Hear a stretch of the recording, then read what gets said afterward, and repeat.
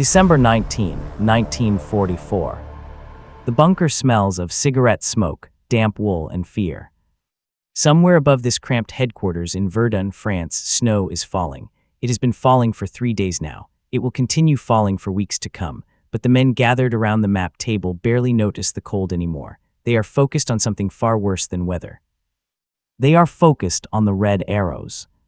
The map before them tells a story of catastrophe. Crimson lines push westward through the Ardennes forest like fingers of blood spreading across a wound. Each arrow represents a German division, Panzer divisions, SS divisions, names that were supposed to be broken, names that were supposed to be finished. They are very much not finished.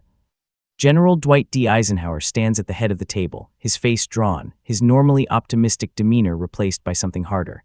He has not slept properly in 72 hours. Neither has anyone else in this room. Coffee cups litter the table's edge, cold, forgotten, going on their third refill of the morning. Around him stand the senior commanders of the Allied forces in Europe. General Omar Bradley, commander of the 12th Army Group, stares at the map with the expression of a man watching his house burn down. His forces have been split in two by the German advance. Communications are failing. Units are scattered. The neat, organized front line he spent months building has been torn apart like wet paper. General Jacob Devers is here. So is Major General Kenneth Strong, the intelligence officer who first warned that something was happening in the Ardennes, warnings that were largely ignored. The atmosphere is funereal.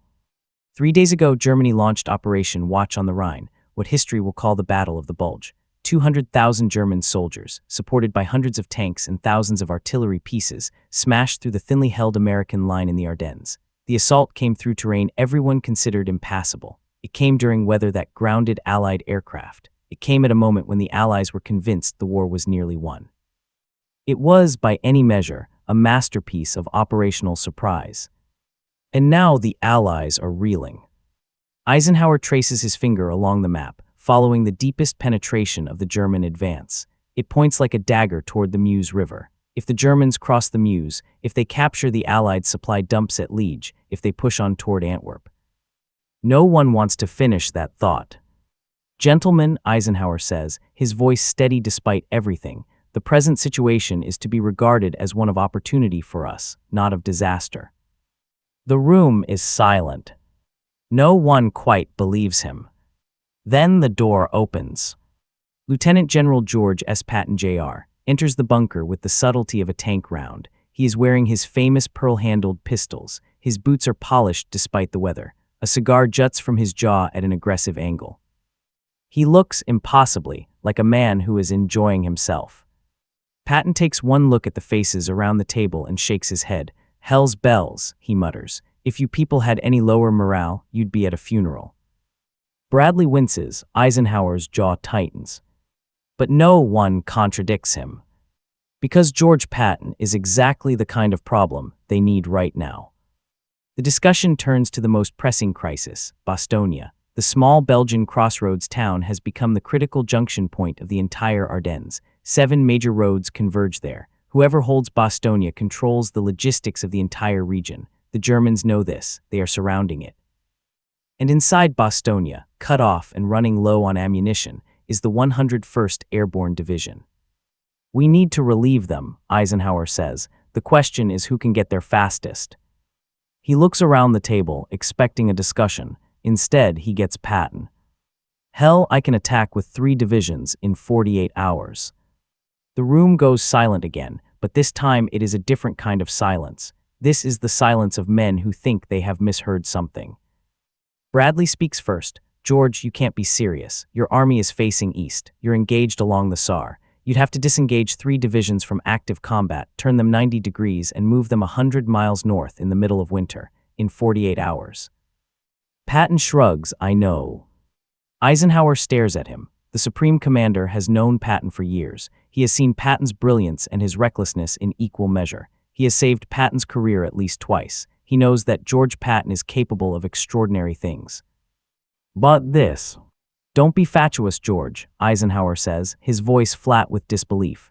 You can't be ready that soon. Section 2, the unthinkable proposal.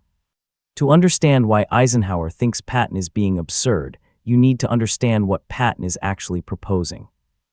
The Third Army, Patton's command, is currently positioned along the Sarre River in eastern France. Its divisions are facing east, engaged in active operations against German defensive positions. Their supply lines, their communications, their entire logistical infrastructure, all of it is oriented toward a push into Germany from the south. What Patton is proposing is not simply movement. It is not merely redeployment. It is the complete reversal of an entire army's operational direction, while that army is actively engaged in combat in the middle of December, during the worst winter Europe has seen in decades. The Third Army consists of roughly 250,000 men. It has thousands of vehicles. It has supply lines stretching hundreds of miles. It has established forward ammunition dumps, fuel depots, medical facilities, and communication networks. All of that infrastructure faces east. To move north, every single element of that machinery must be reconfigured. Fuel that was being shipped to forward positions must now be rerouted. Ammunition stockpiled for an eastern offensive must be redistributed for a northern one. Communication lines must be reestablished. Supply schedules must be rewritten. And all of this must happen while the army continues to function as a fighting force. You cannot simply stop an army, turn it around, and start it moving again like a car on a road. An army is a living organism. It requires constant feeding. The moment supplies stop flowing, the army begins to die. Every general in that bunker understands this, which is why every general except Patton thinks the timeline is impossible. But Patton is not guessing. He is not boasting, or at least not only boasting. What none of the men in the bunker know is that Patton has already prepared for this moment. Section 3. The Contingency. 3 days earlier, while other Allied commanders were still absorbing the shock of the German offensive, George Patton was already making plans. December 16, 1944, the first day of the German attack. While communications from the Ardennes are confused and fragmentary, Patton sits in his headquarters at Nancy, France, studying his own maps. He knows something is happening. He does not yet know how big it is, but his instincts, the same instincts that have made him the most feared American commander in the German military's estimation, are screaming at him. Something big is coming. He calls his staff into his office. The men who enter find their commander in a state of unusual focus. The bombast is still there. Patton is always Patton, but beneath it, they see the cold calculation of a man who has spent his entire life preparing for moments exactly like this one. I want contingency plans, Patton tells them, 3 of them for 3 different scenarios. He gestures at the map. First scenario, we are ordered to counterattack with only a small adjustment. Second scenario, we disengage and move north with moderate speed. Third scenario, we pull out immediately and drive north with everything we have. I want to know exactly what we need to do for each one. Supply routes, communication plans, order of march, everything. His staff stares at him. Sir, one officer ventures, we haven't received any orders to. I know what orders we haven't received, Patton cuts him off. I also know what orders we're going to receive. Now get to work. For the next 3 days, while the world watches the German offensive with growing alarm, Patton's staff works around the clock. They calculate fuel requirements. They identify road networks. They determine which divisions can move fastest and which must hold the line. They prepare 3 separate sets of orders, ready to be issued at a moment's notice. By the time Patton walks into the Verdun bunker, he is not making a wild promise. He is reporting what he has already set in motion.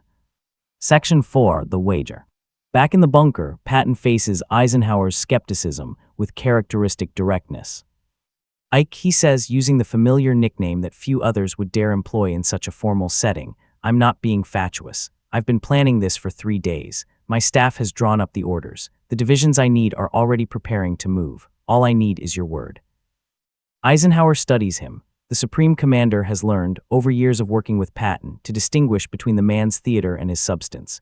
Patton loves attention. He loves drama. He makes outrageous statements to shock people, to keep them off balance, to project an image of daring that inspires his troops and terrifies his enemies. But beneath all of that, Patton is also one of the finest operational commanders of the war. His race across France in the summer of 1944 was a masterpiece of mobile warfare. His ability to keep an army moving, to improvise solutions to impossible problems, is unmatched in the Allied command structure. If anyone can do this, it is George Patton. Which divisions? Eisenhower asks. The 4th Armored, Patton replies immediately. The 26th Infantry. The 80th Infantry. I'll have them on the road within 24 hours. They'll be attacking north within 48. Bradley shakes his head slowly, still unable to fully believe what he is hearing.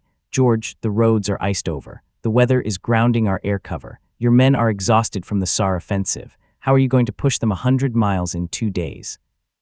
Patton's eyes gleam. The same way I always do, Brad. I'm going to tell them that there are Americans dying who need their help, and then I'm going to get the hell out of their way. Eisenhower makes his decision. All right, George, you have your orders. Attack as soon as you're ready, and for God's sake, get to Bostonia before it's too late. Section 5, the 90-degree turn. What happens next is one of the most remarkable feats of logistics in military history. Within hours of receiving Eisenhower's authorization, Patton issues the pre-prepared orders. The signal goes out across the Third Army's communication network, Nickel. That single code word triggers a cascade of movement that would have taken any other army weeks to execute. The 4th Armored Division, currently engaged in fighting along the SAR, begins disengaging from the enemy. This alone is an extraordinarily dangerous maneuver. Pulling troops out of combat while still in contact with the enemy invites disaster. The Germans could exploit any gap, any hesitation, any moment of confusion.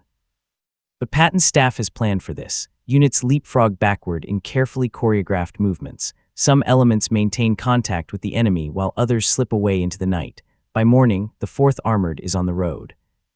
The 26th Infantry Division and the 80th Infantry Division follow close behind.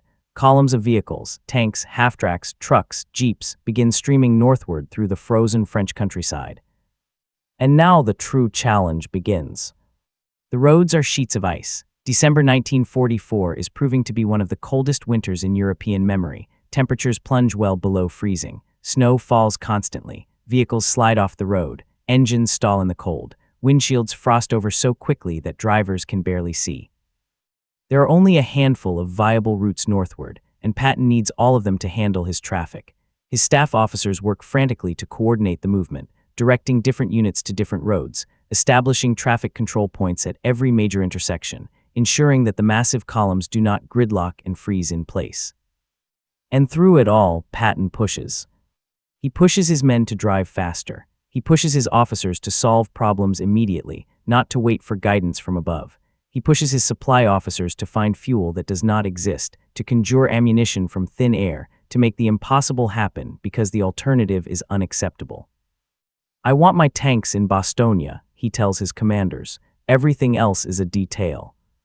Section 6, the Chaplain's Prayer. In the midst of this chaos, George Patton takes a moment to address a problem he cannot solve through logistics. The weather. For 3 days, the Ardennes have been blanketed in clouds and fog. This is a catastrophe for the Allies. Their greatest advantage over the Germans is air power. American and British aircraft can deliver devastating strikes against German armor, can interdict supply lines, can provide crucial reconnaissance, but none of that matters if the planes cannot fly. The Germans chose their moment deliberately. They launched their offensive knowing that the winter weather would ground Allied aircraft. They are exploiting every hour of cloud cover, pushing westward before the skies clear and the inevitable hammer of Allied air power descends. Patton understands that he needs clear skies. His tanks, powerful as they are, will face much greater challenges without air support. The Germans have massed heavy forces around Bostonia. Breaking through their lines will require every advantage he can get. So Patton calls for his chaplain. Colonel James O'Neill is a Catholic priest serving as the Third Army's chief chaplain. He has known Patton long enough not to be surprised by unusual requests, but he is still taken aback when Patton explains what he wants. Chaplain, I need a prayer. Of course, General, what kind of prayer? A weather prayer. I need good weather so my tanks can kill Germans. O'Neill stares at him. In all his years of ministry, he has never been asked to compose a prayer for the purpose of enabling armored warfare. He is not entirely certain it is theologically appropriate. But he knows Patton, and he knows that this is not a joke. I'll see what I can do, sir. O'Neill retires to his quarters and writes what will become one of the most famous prayers of World War II. Almighty and most merciful Father, we humbly beseech Thee, of Thy great goodness, to restrain these immoderate rains with which we have had to contend. Grant us fair weather for battle. graciously hearken to us as soldiers who call upon thee that, armed with thy power, we may advance from victory to victory, and crush the oppression and wickedness of our enemies, and establish thy justice among men and nations. Amen. Patton reads it, nods, and orders it printed on the back of a Christmas greeting card.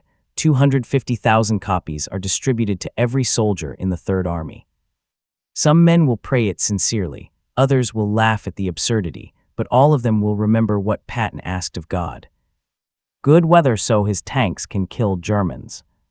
Section 7, The Race North, Day 1. December 22, 1944. The first elements of the 4th Armored Division reached the assembly areas south of Bastogne.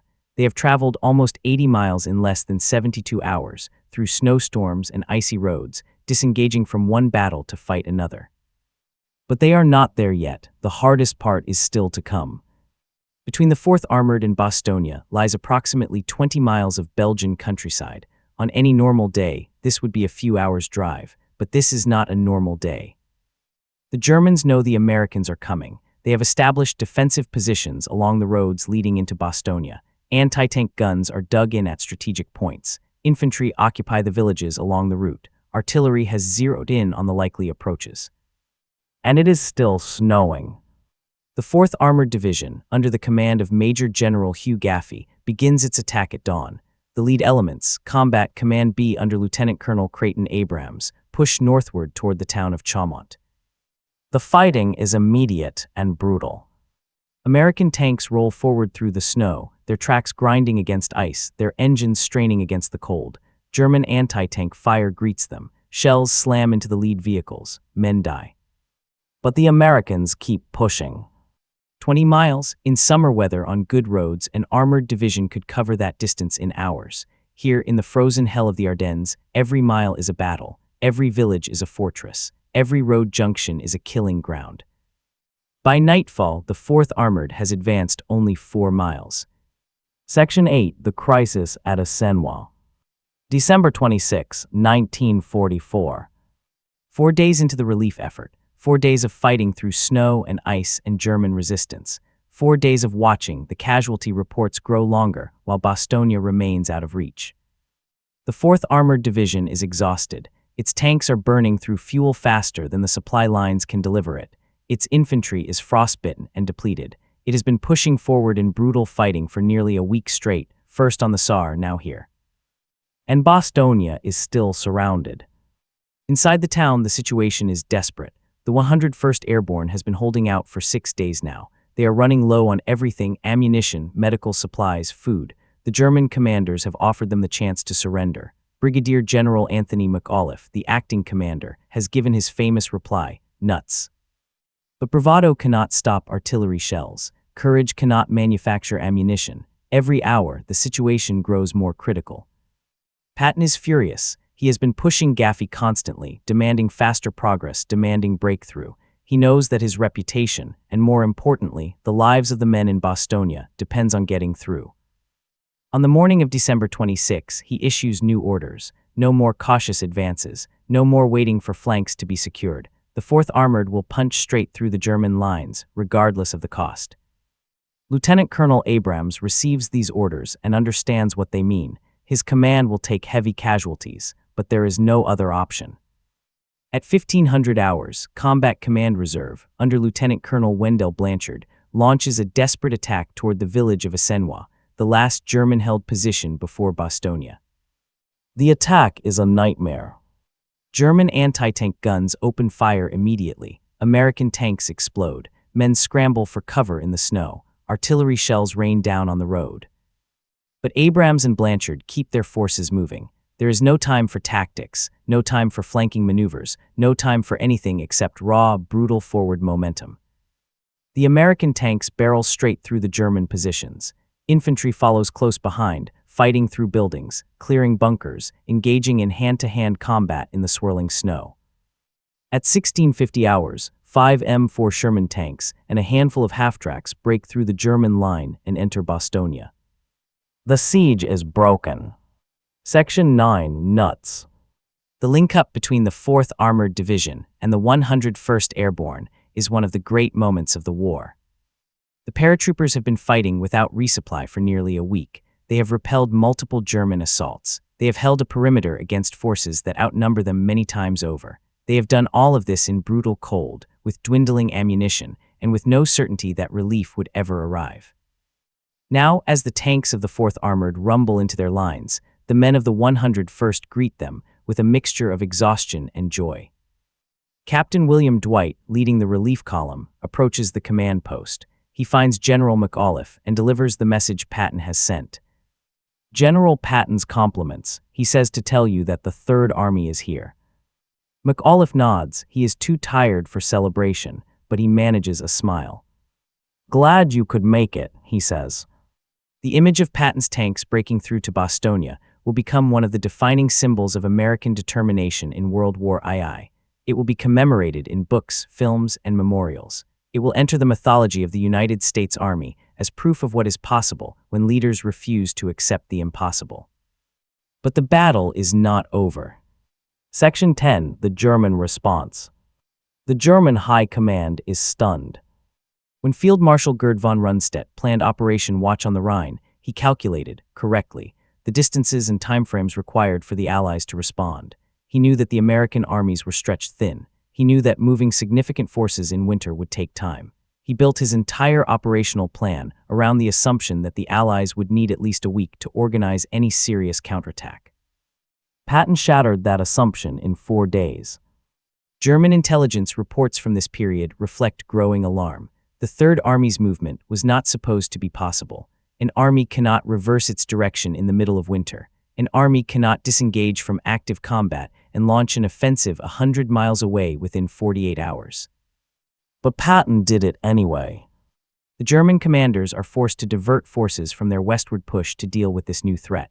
The offensive momentum, already slowing due to fuel shortages and stiffening resistance, begins to falter. The dream of reaching Antwerp, of splitting the Allied armies, dies on the frozen roads outside Bostonia. In his headquarters, Adolf Hitler rages at his generals, demanding to know how this happened, demanding that the offensive continue, refusing to accept that the tide has turned. But the tide has turned. And George Patton turned it. Section 11, the price of audacity. The relief of Bostonia did not end the Battle of the Bulge. The fighting would continue for weeks. The Germans would launch multiple counterattacks, trying desperately to reverse their fortunes. The American lines would bend and flex but never break. And the 3rd Army would keep fighting.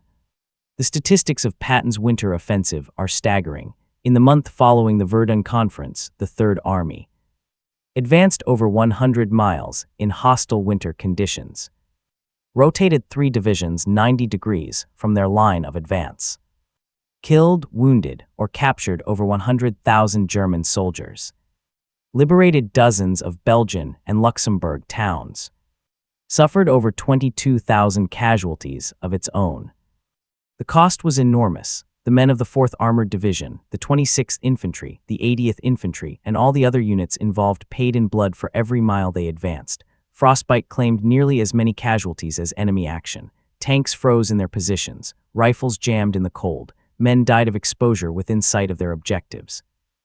But they accomplished what no military planner thought possible. They saved Bostonia. They broke the back of the German offensive. They proved that the Wehrmacht, for all its desperate fury, could not stop the Allied advance. Section 12, the historical verdict. In the aftermath of the Ardennes campaign, military historians would debate what exactly made Patton's relief of Bostonia so remarkable. Was it the speed? No other army in history had reversed its direction so quickly under such conditions.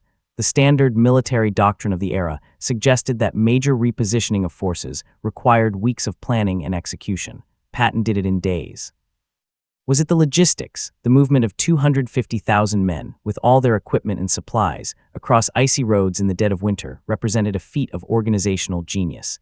Every fuel truck, every ammunition dump, every communication line had to be reorganized on the fly. Patton's staff performed miracles of improvisation. Was it the leadership? Patton's presence electrified his troops. His visits to the front lines, his profane encouragement, his absolute refusal to accept excuses, all of it drove his men to achieve things they did not think themselves capable of. The answer, of course, is all of these things.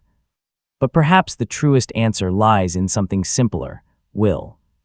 George Patton believed he could relieve Bostonia. He believed it so completely, so absolutely, that he bent reality to match his vision.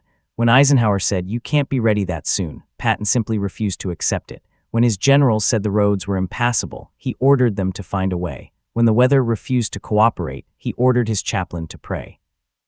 And somehow, against all odds, it worked. The German generals who studied the Ardennes campaign afterward were unanimous in their assessment. Patton's counterstroke was the death blow to Operation Watch on the Rhine. Without the rapid relief of Bostonia, the 101st Airborne would have been destroyed. Without the 101st holding that critical crossroads, the German advance would have had open roads to the Meuse. Without Patton, the Battle of the Bulge might have ended very differently. Section 13, Legacy. Let us return one final time to that cold bunker in Verdun. December 19, 1944. The generals gathered around the map see only disaster. They see the red arrows pushing westward, the Allied line shattering, their careful plans collapsing. They are calculating how long it will take to stabilize the front, how many divisions they need to rush to the threatened sector, how many weeks before they can mount a counteroffensive. Then George Patton walks in. He tells them he can attack in 48 hours. And Eisenhower, the supreme Allied commander, the man who has coordinated the largest military operation in human history, looks at him with frank disbelief. "Don't be fatuous, George. You can't be ready that soon." But Patton was ready. He was ready because he understood something that the other generals in that room were still learning: that war is not just a matter of logistics and firepower. It is also a matter of will. The side that believes it can win, that refuses to accept defeat, often creates possibilities that did not exist before. Patton believed he could pivot the Third Army in the middle of winter and smash through to Bostonia. His staff believed it because he believed it. His soldiers believed it because their officers believed it. And because they all believed it, they made it real. The relief of Bostonia was not just a military operation. It was an act of collective will, imposed on a frozen landscape by men who refused to accept that anything was impossible. 7 days after Eisenhower told him he couldn't be ready that soon, Patton's tanks were in Bostonia. 7 days after the impossible was declared impossible, George Patton proved it possible. That is his legacy, not just the brilliant tactics, not just the colorful personality, not just the victories, but the absolute, unshakable conviction that what others called impossible was simply a problem that hadn't been solved yet. In the frozen hell of the Ardennes, surrounded by enemies, running out of hope, the men of the 101st Airborne looked south and waited for rescue. And rescue came. It came in the form of Sherman tanks rolling through the snow, driven by exhausted crews who had driven 100 miles through impossible conditions because their commander told them they could.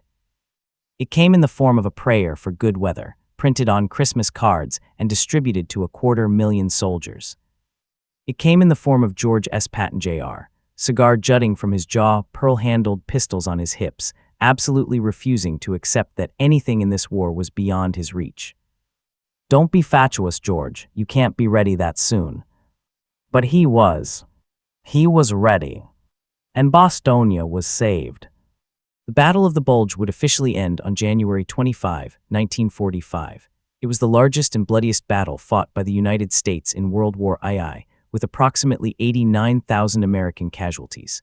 George Patton would continue leading the Third Army until the end of the war, dying in a car accident in December 1945, almost exactly 1 year after his greatest triumph. The men of the 101st Airborne who held Bostonia received a Presidential Unit Citation. The 4th Armored Division, which broke through to relieve them, received the same honor. Both units remain among the most decorated in American military history.